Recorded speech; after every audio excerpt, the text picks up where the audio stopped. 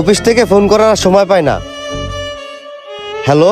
মুন্না সাহেব, আমি যে তোমার ফাইলটা সাবমিট করতে বলছিলাম, সেই ফাইলটা সাবমিট করছো? জি জি স্যার, আমি তো ফাইলটা সাবমিট করে আসছি।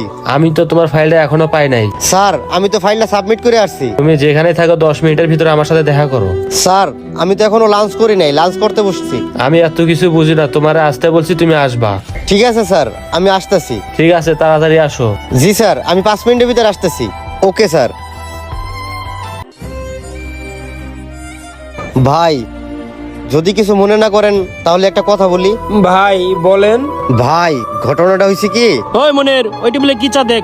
ও ভাই, আমারে ভাতটা দেন না, আমার অনেক খিদা লাগছে। খিদার জ্বালায় পেটের ভিতরে ছটপট করতেছে ভাই। ভাই আপনি কি বলবেন বলেন। ভাই আপনি যদি কিছু মনে না করেন, এই খাবারগুলো আপনি খাবেন? না না ভাই, এই খাবারগুলো খাওয়ার মতো আমার কাছে টাকা পয়সা নাই। এই খাবারগুলো ভাই আপনি খান। সমস্যা নাই ভাই, এই খাবারের বিল আপনার দিতে হবে না, এই খাবারের বিল আমি পে করে দিব, আপনি নির্দ্বিধায় খাইতে পারেন। ভাই, ঘটনা হচ্ছে আমার অফিস থেকে আমার বস এমার্জেন্সি ফোন দিছে।